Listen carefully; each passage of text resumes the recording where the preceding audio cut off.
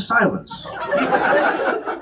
And I thought he had hung up. I thought my impertinence had caused him to hang up. But no, I said, hello, and he said, I'm still here, I'm just writing this down.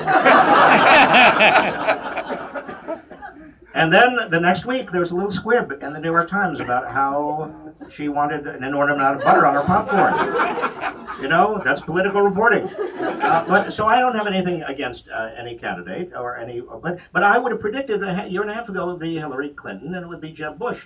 But I also understood something because I wrote about it when I did a draft of the book, and that was, I said in this book that if you follow the logic of my argument, that the next biggest future division in American politics will not be between Democrats and Republicans, nor will it be between the way we traditionally define conservatives and liberals. It will be between the establishment and the anti-establishment. In other words, it will be, and I predicted, in a very prescient way, there would be a kind of populist wave emerging, because you see, and I'm going to end on this note because I want to have your questions. In American history, every time the system, the political economic system, gets off track, and it's got off track before. I mean, you remember the Gilded Age of the 1880s and 90s when we had robber barons and huge inequality and corruption. And even in the 1830s, you may not remember the 1830s, but there was a Jacksonian kind of a reform period in which the Jacksonians didn't actually oppose capitalism, they opposed aristocracy. And they made changes. And they, again, obviously in the 1930s, during the Depression, we had a lot of changes in the structure of the economy. And to some extent, I was part of it, and some of you were part of the 1960s with regard to the civil rights and voting rights and even eventually Medicare, which was part of the way of restructuring some very important aspects of our political economy. Well, whenever capitalism or the political economy gets off track, we do that. We don't do what some other nations do, and that is we don't succumb to fascism or totalitarianism or communism or another ism. What we normally do is we roll up our sleeves and we put ideology aside. And we've done this every time before, and we get on with what we have to do to make sure the system is working for the many and not the few. And I'm sure that we'll do so again.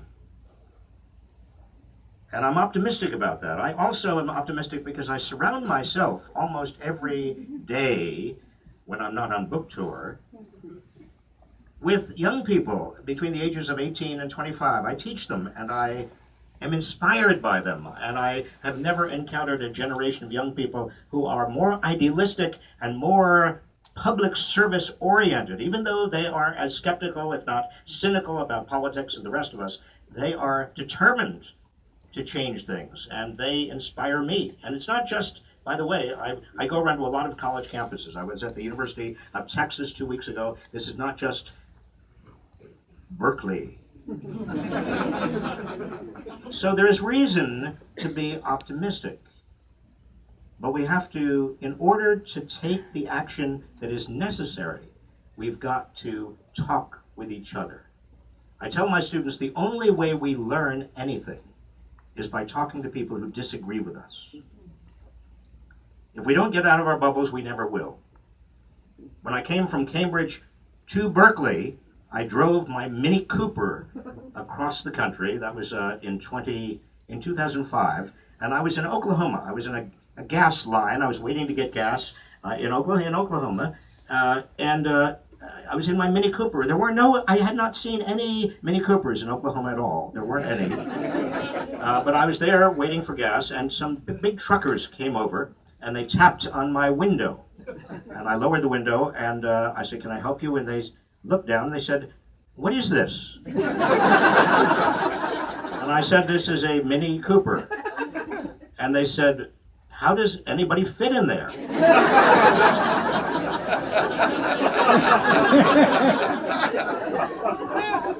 Well, I opened the door and I stood there. And And they looked a little flummoxed. And I said, well, I'm from Massachusetts. We're all under 5 feet tall in here. And then they walked off muttering. But we do have to talk with each other.